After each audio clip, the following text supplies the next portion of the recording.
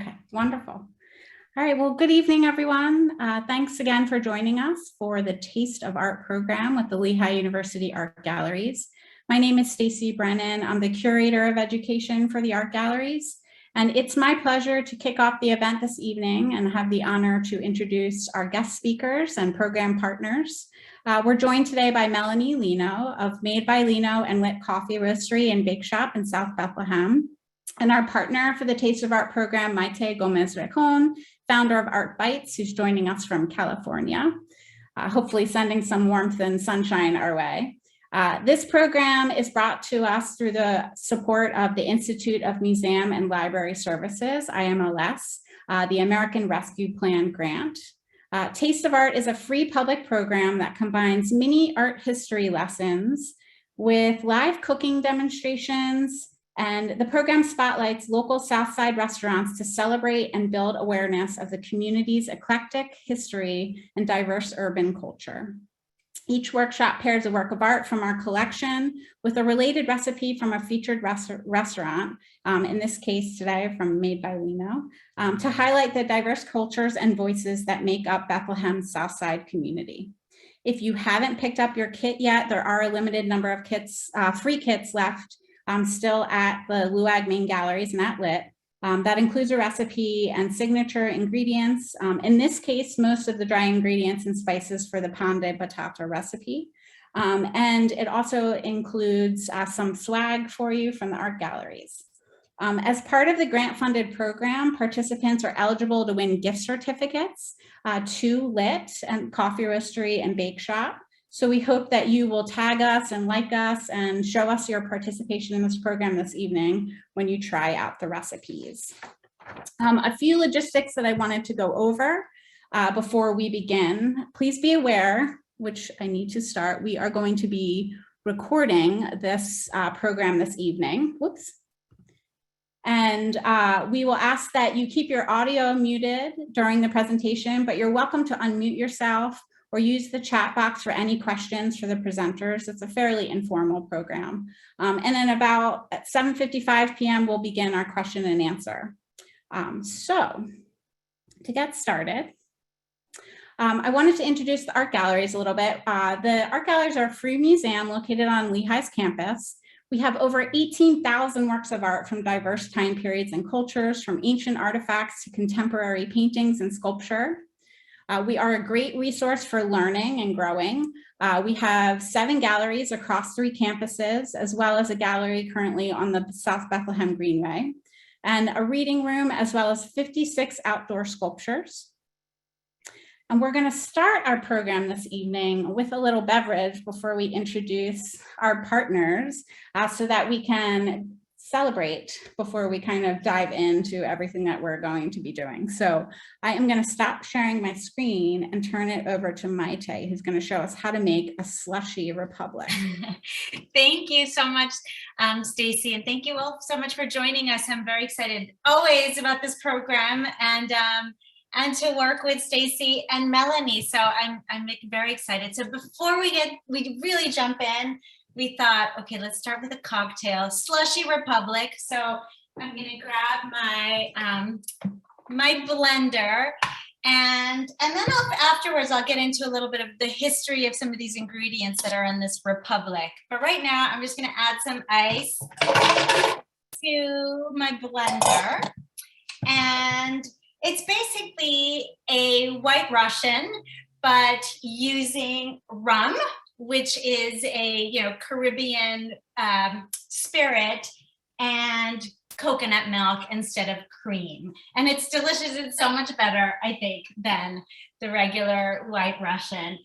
So using a coffee liqueur, Kahlua coffee liqueur. Of course, coffee is very important to the Dominican Republic. So I'm going to add 2 ounces of Kahlua to my blender, to my ice. And then I'm going to add 1 ounce of rum.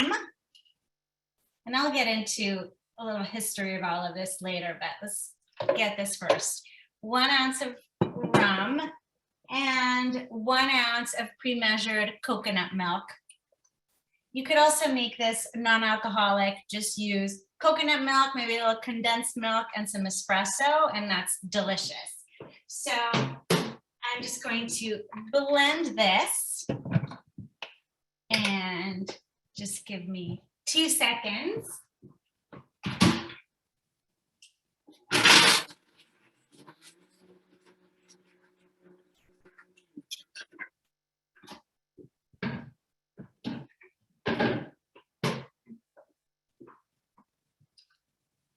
Pour it into my glass. This makes me want to be on the beach. Pour it into my glass, and we're gonna garnish it. I have a few little coffee beans in here. Just gonna add a few little coffee beans. And cheers, everybody. Thank you so much for joining us. Yeah. Cheers. Let me just take a sip just to make it. Oh my God, it's delicious. It tastes very, I don't know, like vacation. It tastes like vacation. So now I'll hand it over back to you, Stacy. Okay, great. Thank you. Oh my gosh, that looks delicious. I wish I was there to have some. I would love to start by introducing our partner, Melanie Lino, who was born and raised in Allentown, PA, and spent some parts of her childhood with her family in the Dominican Republic during the summer months. She is a small business owner and an activist in the Lehigh Valley. You can find her making her food at Made by Lino, at Lit 610 or Lit Coffee Roastery and Bakeshop in South Bethlehem, and also creating amazing programs and meetups for Afros in Nature and a soon-to-be Homestead Cafe in Allentown, PA, a collective aiming to connect Black, Indigenous, and people of color with nature. So it's my pleasure to introduce Melanie. I would love to just take a moment, Melanie, if you don't mind, just tell us a little bit about how you got started and ended up kind of in Bethlehem with this amazing business that I count on for coffee and sustenance literally almost every day. So I'm so grateful to you for that. Hi, everyone. I am Melanie, and I've started my business journey about 7 years ago now, which is like wild to even reflect on.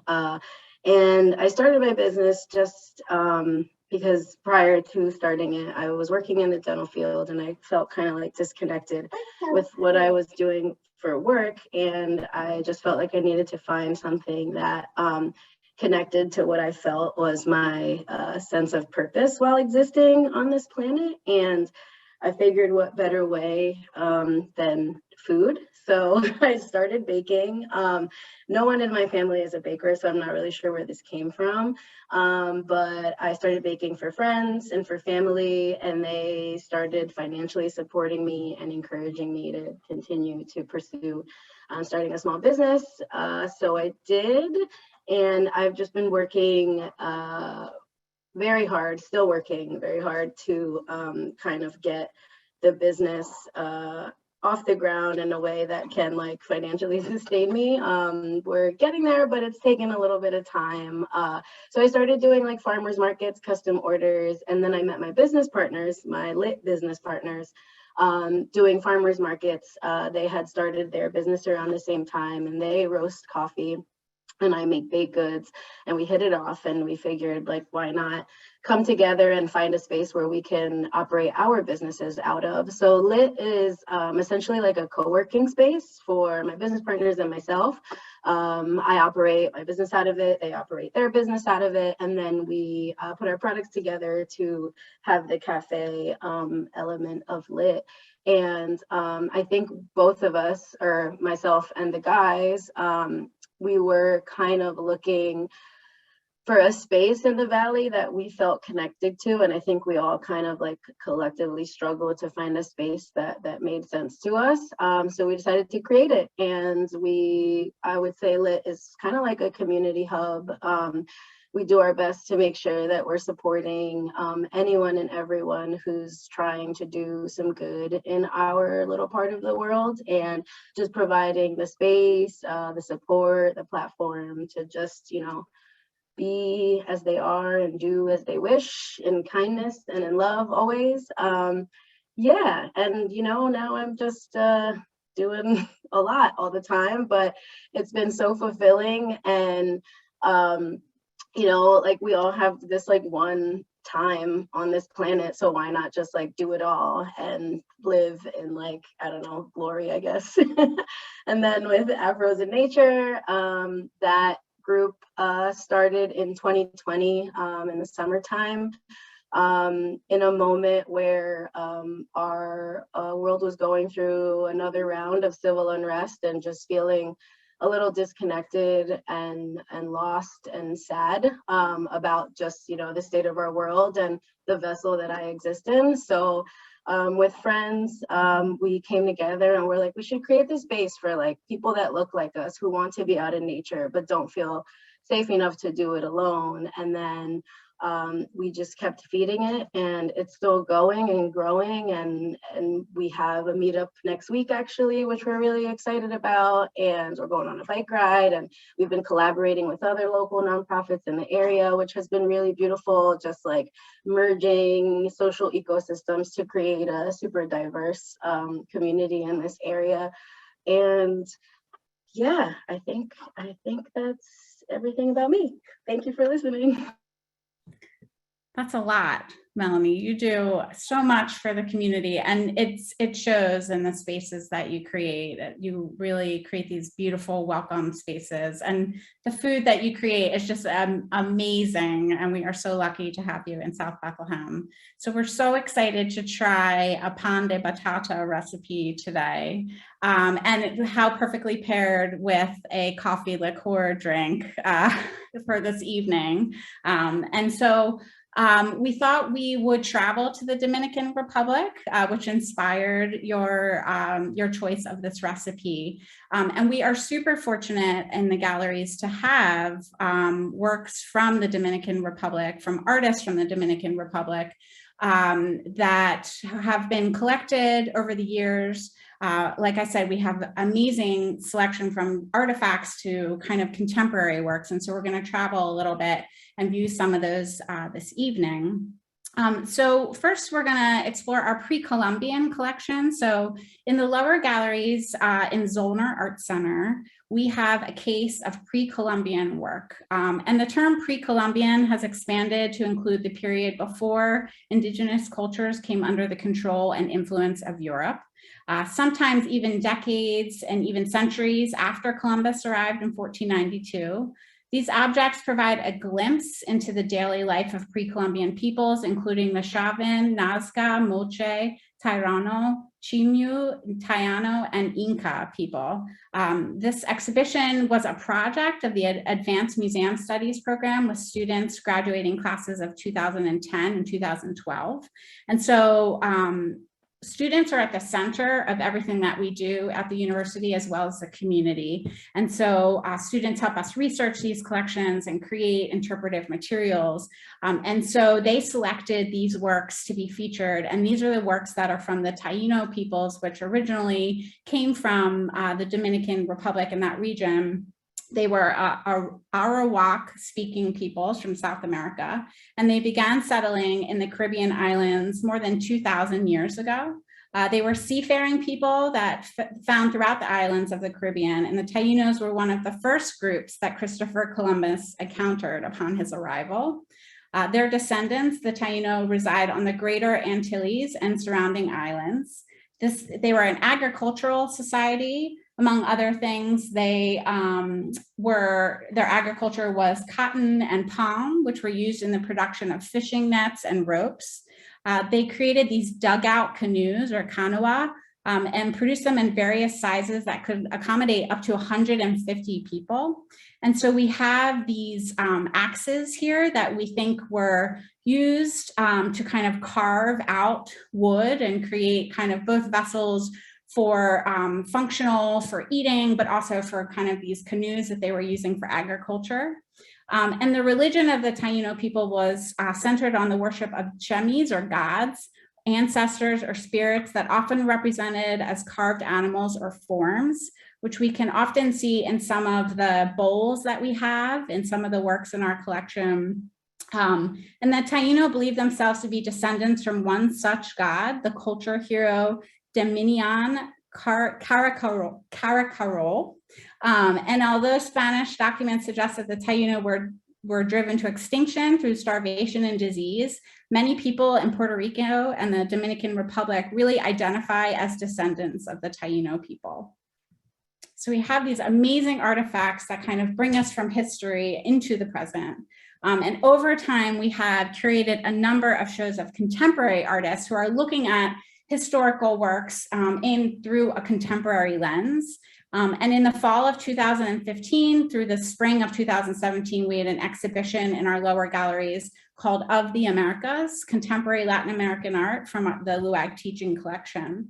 And this exhibition really was exploring the ideas of abstraction, conceptualism, and the politics of identity, and the way that many artists kind of identify with those issues through diverse personal histories and backgrounds. And Of the Americas focuses on the ways that Latino artists have carved out a place within the mainstream of history or have positioned themselves against it. So we have some pretty notable artists that were included in this exhibition, like Diego Rivera and Wilfredo Lam and Jose Clemente Orozco from different parts of Latin America. And then also artists from the Dominican Republic. And we are lucky to have a portfolio of works from Colectivo Gama, which are comprised of 2 photographers who also worked individually, but together in this project, which was called Esto no arregla nadie, and really means this can't fix anything. And with this term, they were really exploring the Dominican collective memory. And they used digital technology as a tool to connect the possibility of making a direct record of reality, what reality could be, and then transforming them and manipulating images into a variety of techniques. And so they took this old building, the Edificio More, which was located in the capital of the Dominican Republic, Santo Domingo City. And it was one of deteriorated buildings that back in the time was this, a beautiful building. I think it was built in, what was the year that it was built? In 1915, and had come into disrepair. And so these artists were really looking at deserted construction sites as visual signs to explore the moral and social abandonment of the Dominican Republic by its national political establishment. So kind of the idea of how people were living and how the politics affected them. And this idea of nobody can fix this was the title of this series. And their strategy was really about storytelling and emphasizing the raw wound-like quality, which we can see here, of the empty buildings rooms through an expressive treatment of kind of Photoshop and examining kind of what those details were. Here's a picture of the building now as it stands. And so now we see over time what has become of this beautiful fancy hotel.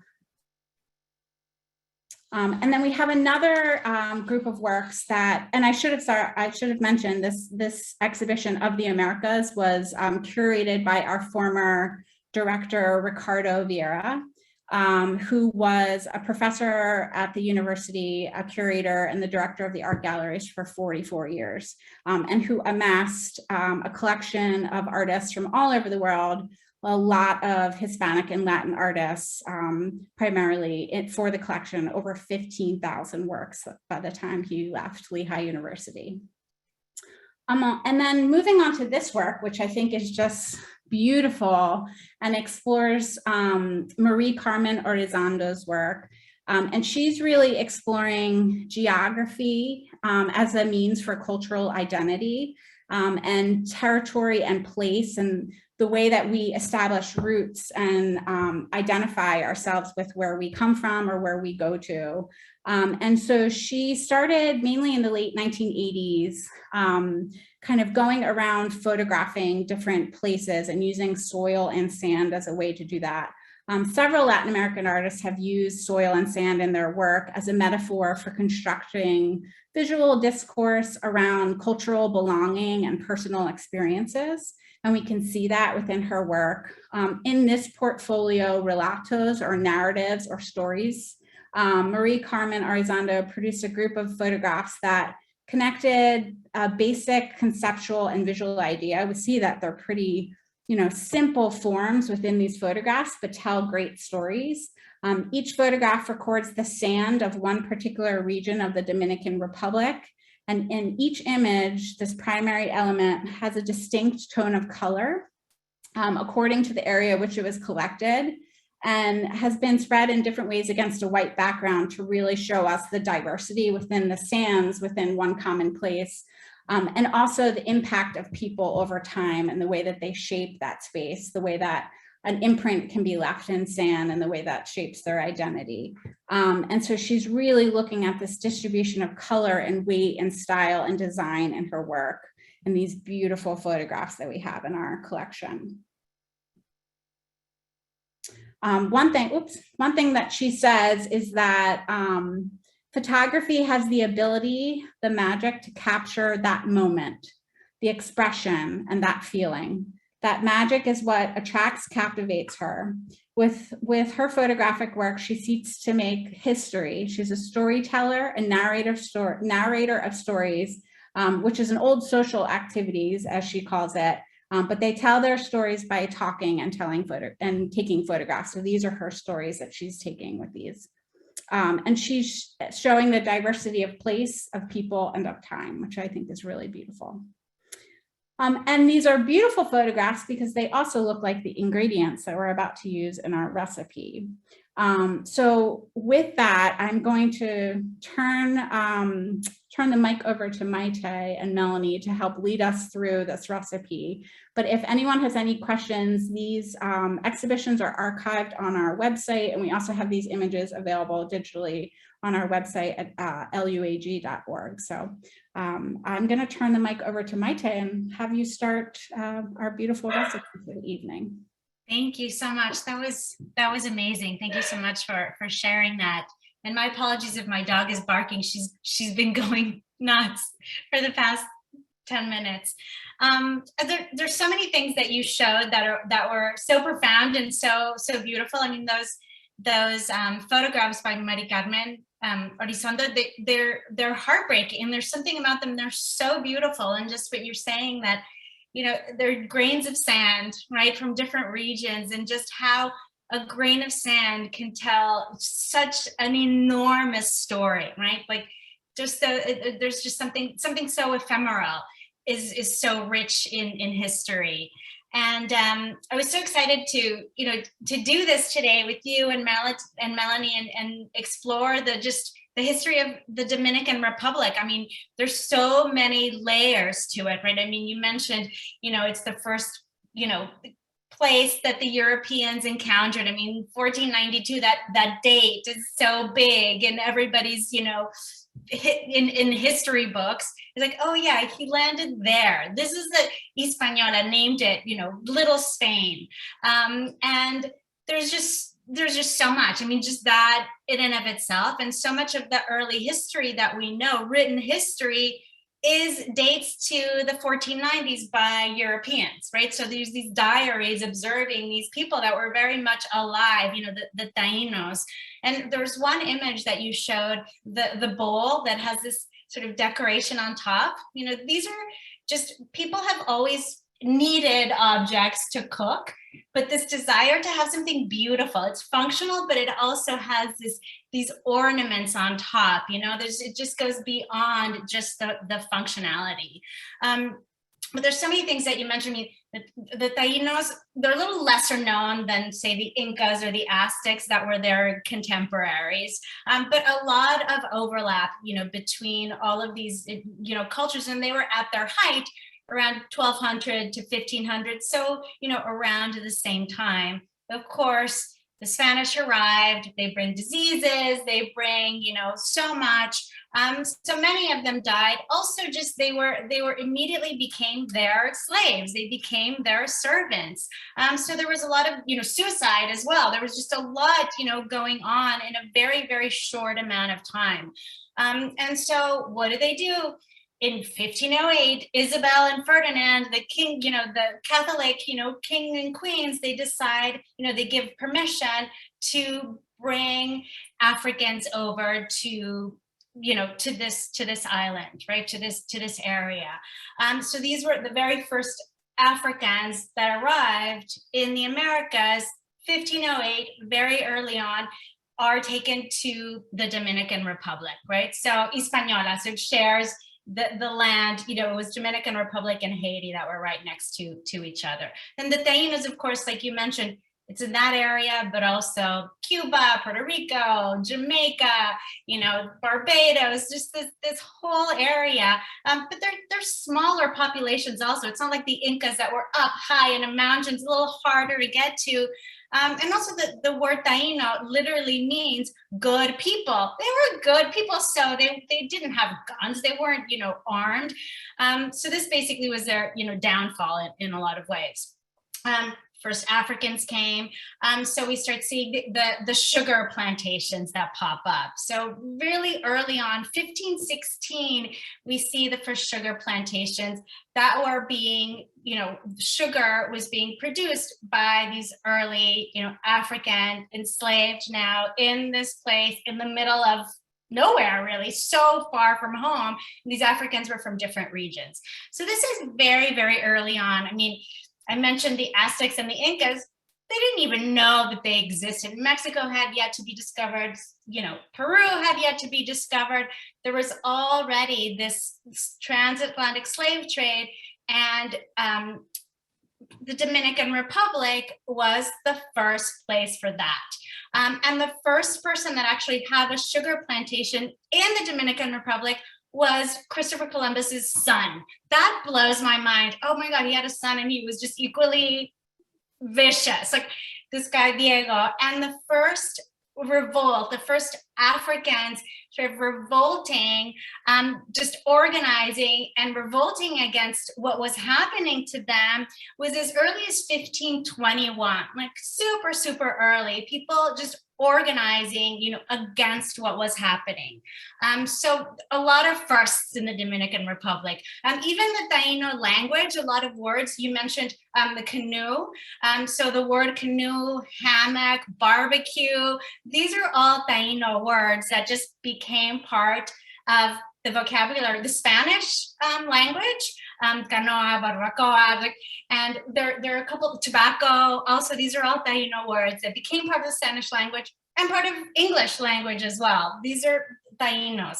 So there, you mentioned that some people, say, oh, they all died. Well, no, there's like intermarriage. There's still, when we think of that area, the Caribbean, the particularly Dominican Republic, Puerto Rico, it's a mix of Taíno, African, Spanish.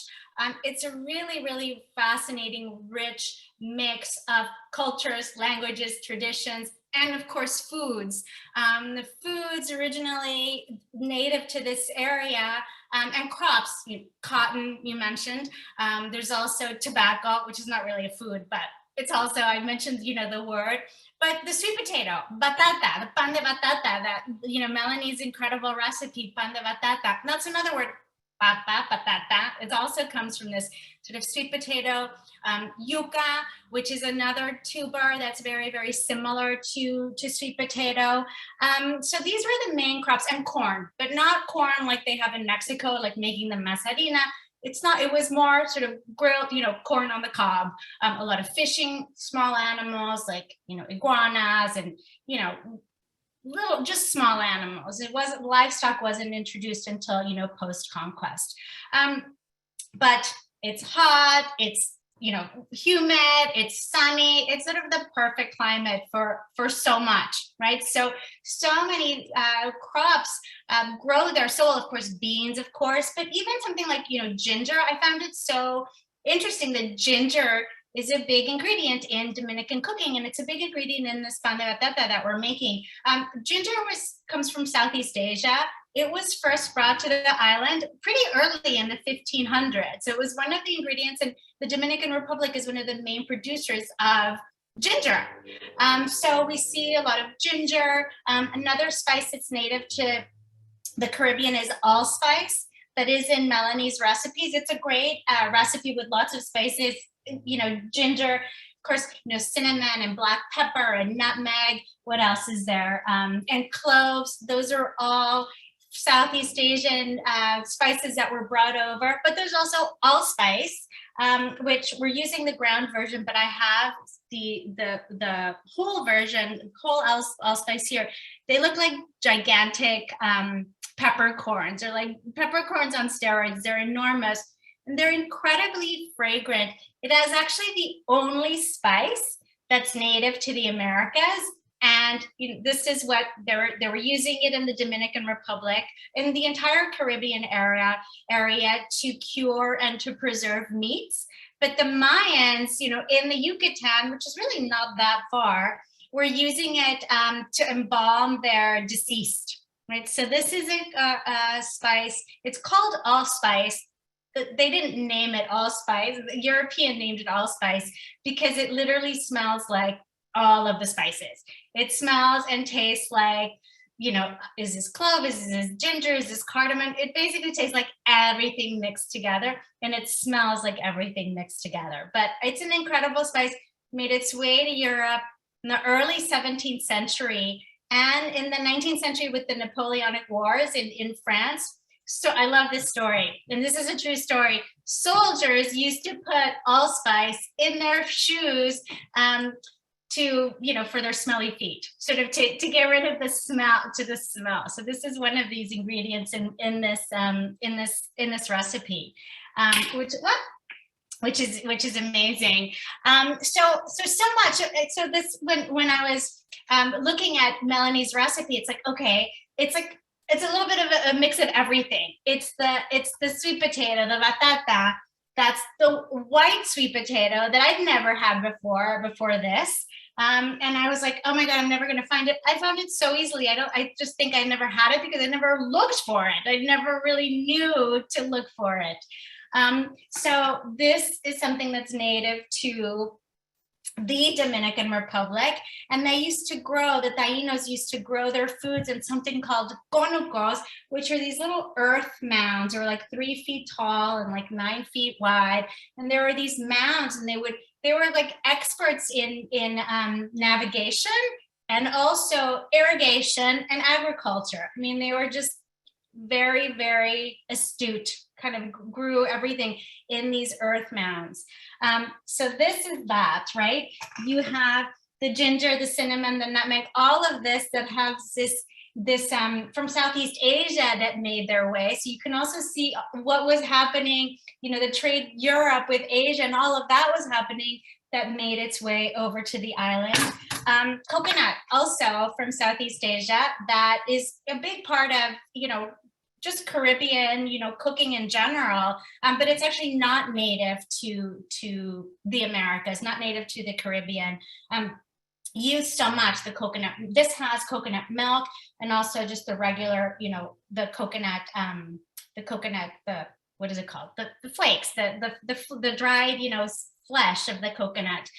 Also native to Southeast Asia. They did have palms native to the area, a different kind of palm that they would use to make sort of thatched roofs for their homes, and also, baskets and sort of weaving. So there was a different palm that wasn't, fruit or, fruit producing like the coconut palm or even the date palm. So we have that, so the Asian, connection. And then we're using chickpea flour, the garbanzo flour, which I found so interesting. I use this a lot. I love this chickpea flour. It's basically ground chickpeas, and this is actually originally native to Iraq. It's one of the earliest cultivated crops. It's wheat and chickpeas are basically the earliest cultivated crops. So this was so popular in Spain. The garbanzo bean in Spain, they sort of go hand in hand. So you have that, connection there. But even that, it had been cultivated in the Mediterranean for, millennia before it made its way here. So you have that sort of European connection. And then, of course, sugar. Lots of sugar with the rum, which is a byproduct of the sugar processing. Rum is basically fermented and distilled molasses. It's a byproduct of the sugarcane, the sugar, industry. And the very first rum was produced in the Dominican Republic in the 17th century. So pretty early as this byproduct. So it's just one of those things that the rum, I've read, different things about it. It's like, it's the glory and the worst possible that depending on how you look at it, it's the best and the worst of globalization, of colonization, of everything. That's rum, basically, right there. But sugar, another big revolt that happened. So we have that early one in the 1500s. There was one in 1796 in the same area called Boca de Nigua. The Nigua is the area with a lot of sugar, and producing sugar is grueling. I mean, it's like the sugar cane that has to be cut with machetes and then pounded. The liquid is extracted and then that's boiled. It's a long, process, labor. It's just extremely, extremely dangerous. Another revolt, 1796 in Nigua. It was one of the biggest ones, inspired by the Haitian Revolution that had happened a few years earlier. And the leader was a woman named Ana Maria. She was the leader of this. She just organized all of these, enslaved, people that were working there to sort of revolt, just against the Spaniards, and many of them ended up leaving, and she was sort of crowned the queen, was this woman named Ana Maria, which kind of goes back, the Tainos were a matrilinear society. So historically in the region, the woman was queen, 100%. So actually, I feel like we need to jump into the recipe because I could go on for another hour or two just talking about this, which is so fascinating. So this is this amazing recipe. I made it actually yesterday. So it has all of these different ingredients that we are working. Is anybody cooking along with me today? You could just, or maybe we could actually talk about it, or put it in the chat, or you could unmute yourself. But so I see one with Christine. I see a kitchen. Excellent. So actually, if you're cooking along, if you could preheat your oven to 350. You have a couple people that gave you thumbs up and commented in the chat. So you definitely have some people cooking. Excellent. Thank you. So preheating our oven to 350. I'm actually just the recipe. I made the recipe yesterday. The recipe makes like 1.5 loaf pans. So I'm actually going to just half the recipe today. I already have two cakes, which I'm not complaining, and my neighbors are not complaining. But what I did is just buttered it's like a 9x5 pan, and then put parchment paper over it. So I'm just gonna set this aside. And what I'm gonna do is, in this small saucepan, I'm gonna add the liquid ingredients. So I'm gonna make half of it, but I'll say it as if you're making if I were making the full recipe, so that nobody gets confused. So I'm doing 1 cup of coconut milk. I'm just gonna heat all of this up. 1 cup of coconut milk, and 1.5 cups of whole milk, just regular whole milk. I have a stick of butter, just unsalted butter. I'm gonna melt all of this. Sorry. And then all of my spices. I'm going to put all of my spices in there. So I'm going to do a tablespoon of cinnamon and 1 teaspoon of black pepper, half a teaspoon of nutmeg, half a teaspoon of allspice, my favorite, 1/4 teaspoon of cloves, 1 teaspoon of salt, and I'm gonna add a tablespoon of ginger. I'm gonna start just heating this up while I grate my ginger. And if anybody has any questions, let's see. Can you use all-purpose or lentil flour? I will, all of the spices in the recipe, I will have Melanie answer that about, okay, all-purpose or chickpeas. Okay, perfect. So you could use all-purpose. So let me like this. Oh. Okay, and the ginger. So the ginger, I have this trick, and Melanie, let me know if this is something that you do or if this is sacrilegious, but usually when I get ginger, I'll have like little pieces left over and I peel them and freeze them, and then it's super easy to grate. Is that all good? But Melanie, do you do that as well with your little pieces? It's super easy to. Yeah. It's so easy to just grate it. Somebody, I was teaching a class and somebody told me this and I was like, oh yeah, that's brilliant. Yes. I pulled this out, so I'm just grating it. So we're gonna need about, this was not that frozen. I took it out a little bit too soon. So actually while I grate the ginger, after I grate the ginger, I'm going to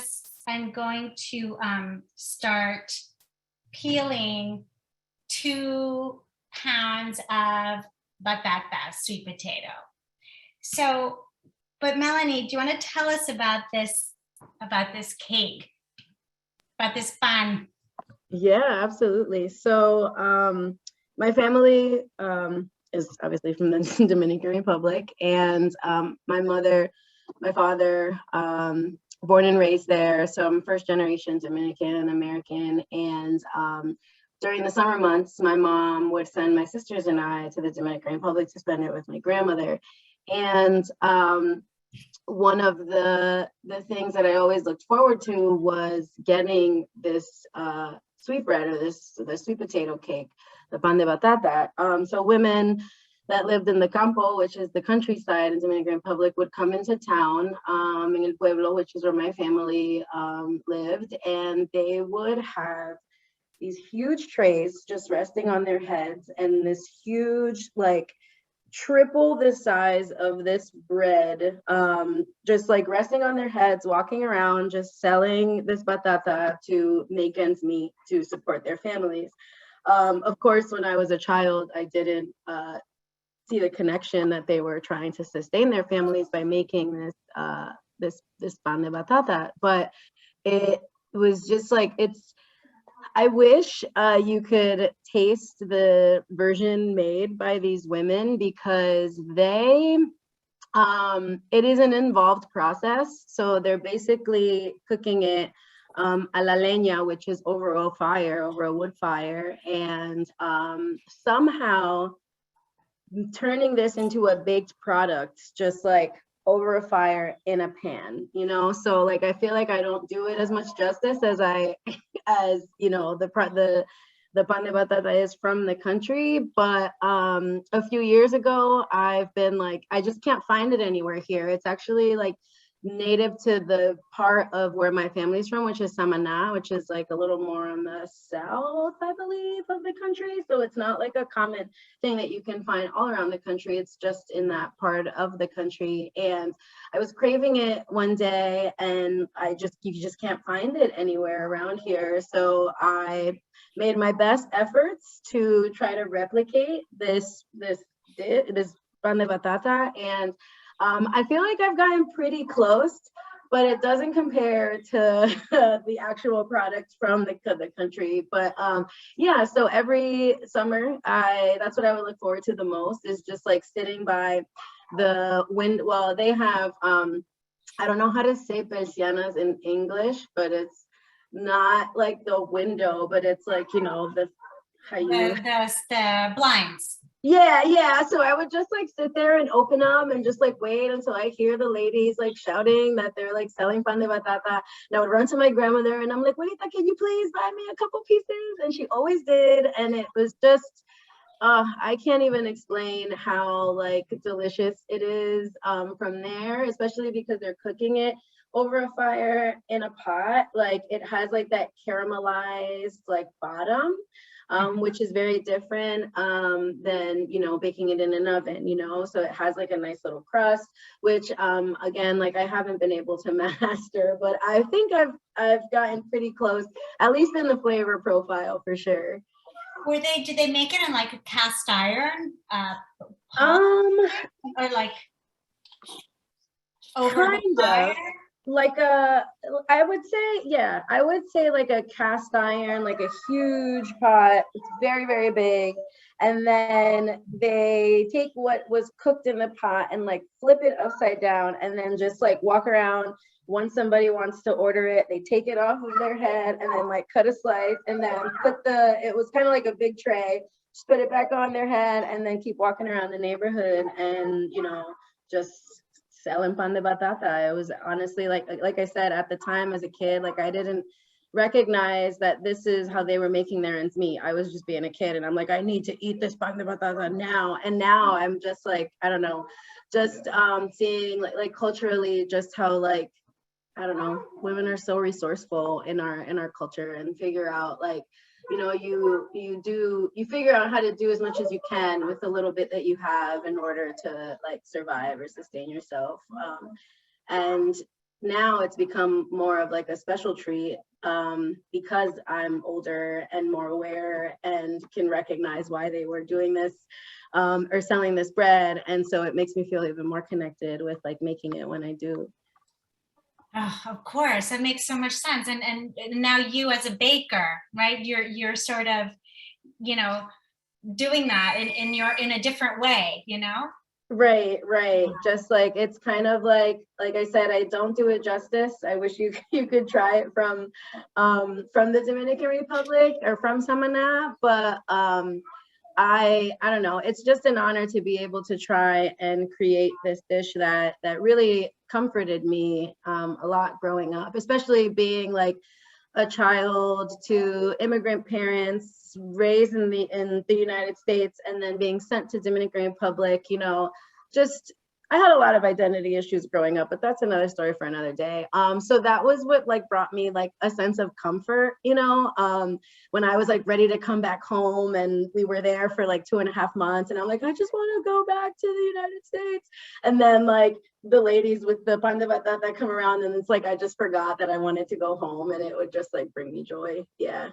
That's so interesting that you say that, but there was something that Stacy said that I wrote down with the island pieces with the Mari Carmen, geography as a means of cultural identity, right? And it's this whole thing, you know, I'm first generation American as well, but it's like, I feel I'm 100% Mexican, but I'm also 100% American, you know? And it's like your connection to pan de batata and you as a child and how you saw that, but then being very American, it's just like, who am I?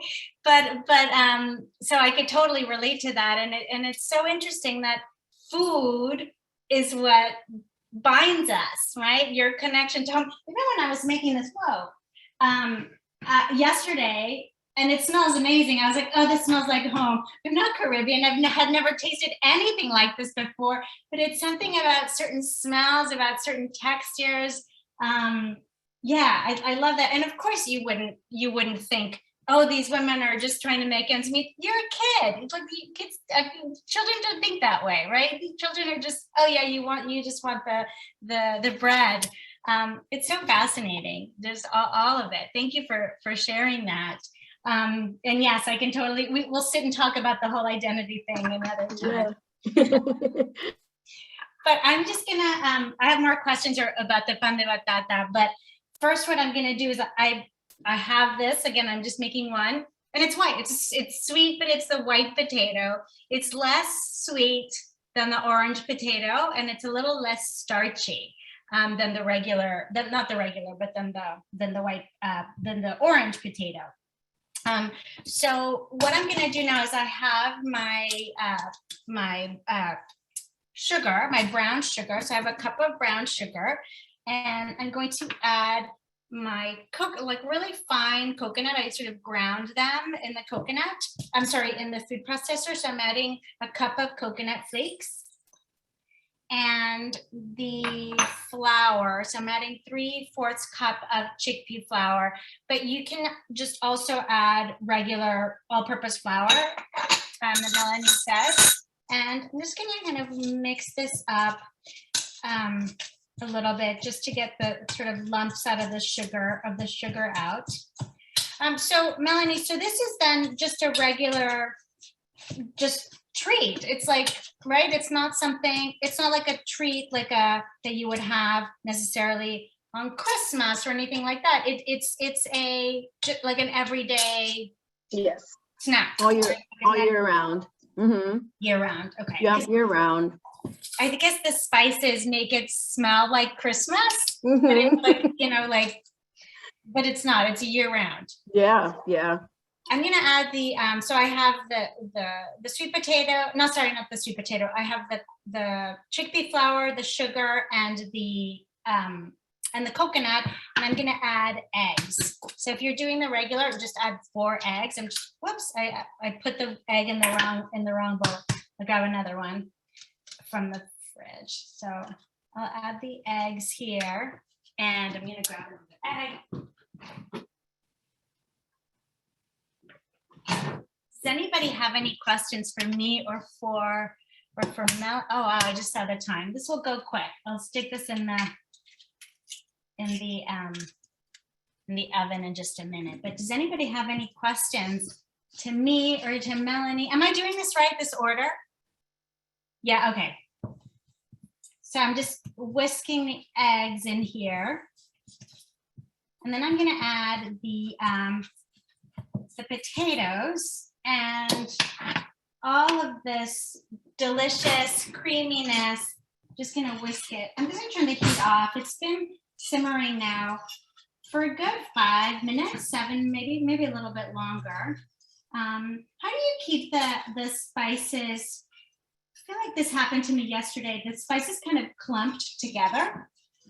Did you just need to just whisk it? I think it's one of the spices that kind of clumps. I don't know if it's the cinnamon or what it is. Usually cinnamon can get a little clumpy, and that happens to me a lot, especially if I'm like putting the cinnamon in while it's cold.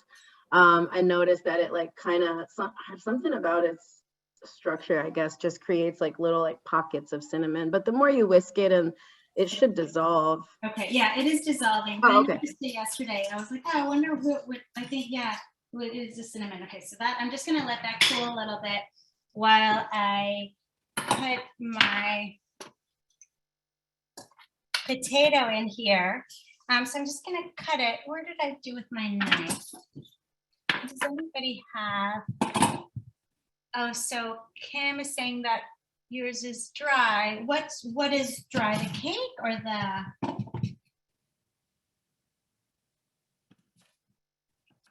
No. Okay, Melanie's the chef, the baker. Okay, let me just move this out. So I'm gonna just put this in here.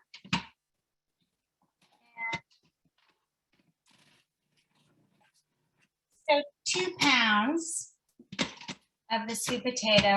What else do you use the sweet potato for? This particular sweet potato for? So my grandmother eats like root vegetables only, honestly. So she'll eat these with yuca root, and she'll make like a stewed chicken and like just put like a little bit of the stewed chicken on top of it and eat it just like that. Or sometimes she'll boil these in like cubes with a little salt and then top it with like a caramelized onion and eat it that way, like a little oil, a little caramelized onion. Yeah, so that's how my grandmother eats it, puts it in soup. Like we make a sancocho, which is like a big like mixture of different types of meats and vegetables, and these are one of the vegetables that go in it. Yeah. Oh, sounds so good. I'm gonna start buying this and making this now, because it seems a little, I mean, I eat a lot of just regular sweet potato, roasted sweet potato, or sweet, sometimes with like condensed milk, but I've never had this until now. One more. Okay, so here we have all of our sweet potatoes. And hold on, let me put this over here. And I'm gonna add that to the, I'm gonna add it to the mixture to the sugar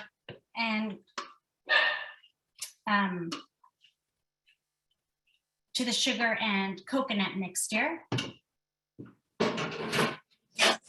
How are we doing on time? So we're gonna go a little bit over, but not too much over. So I'm just gonna mix I did this. schedule us a little past 8 today, so hopefully like 8:30. So if people are willing to stick around, Okay, you have time. I have a little bit of time. So does anything, do you have this?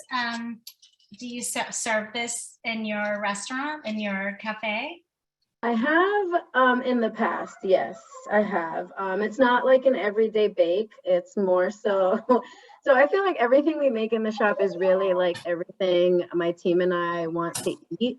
And that's kind of like how we bake. So I haven't made it in a little, like maybe in a few months.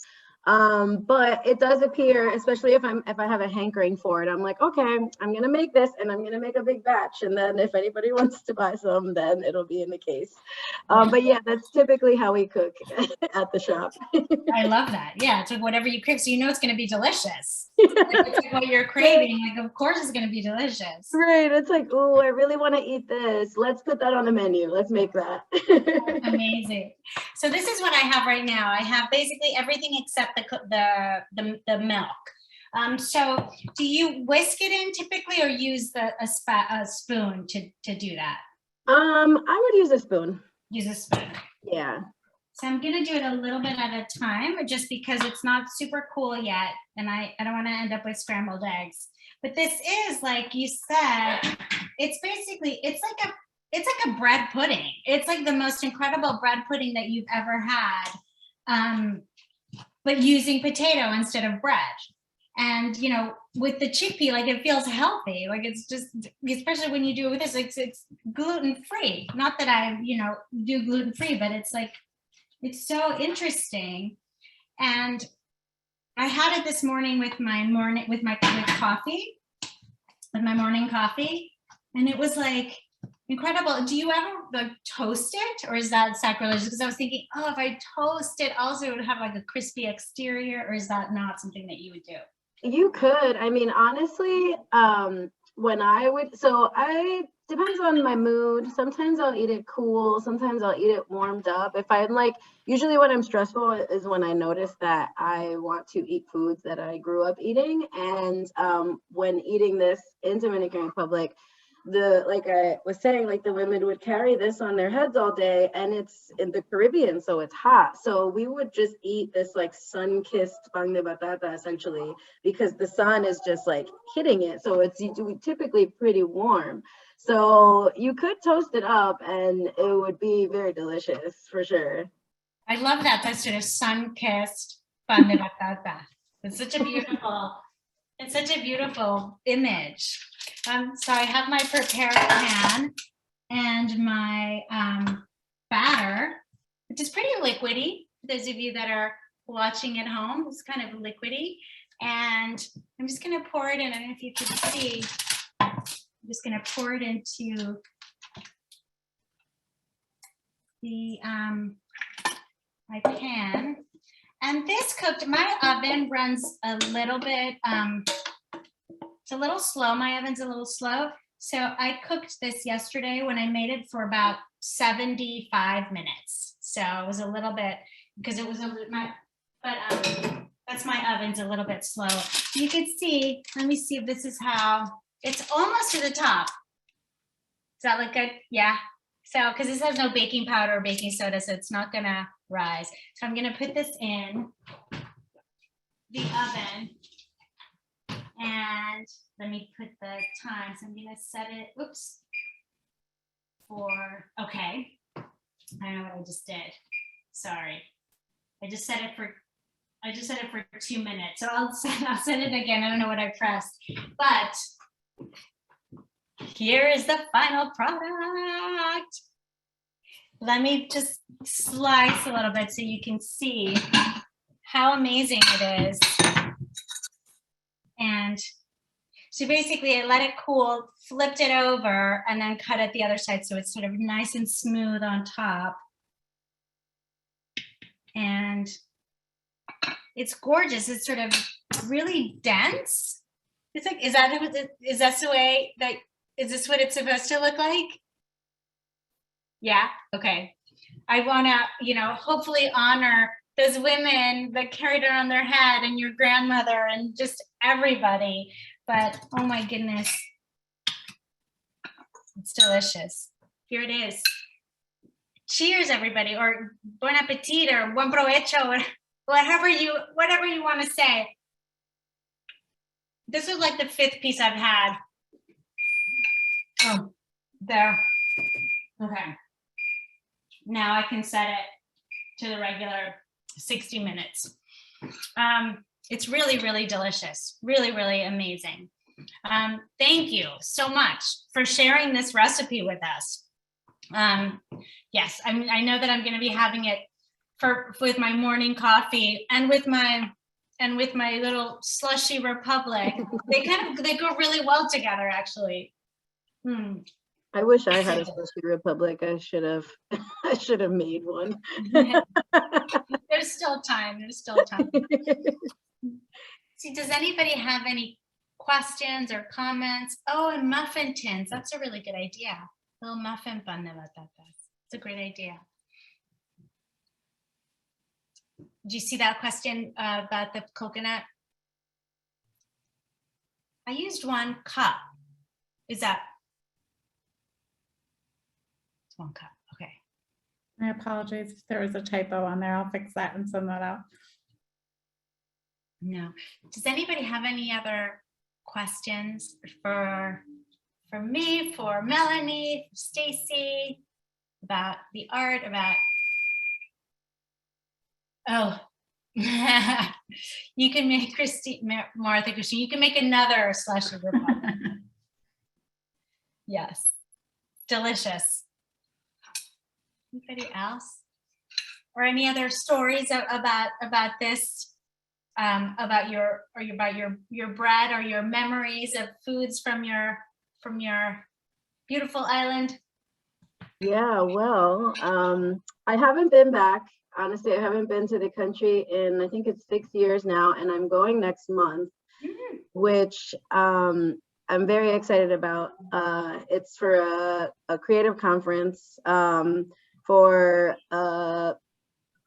Afro-Dominican people in the country, in the States, kind of like worldwide, a very intimate group of people. And I'm actually making this there, which I'm like kind of nervous about because we're visiting. So part of the conference is going to be my family's hometown.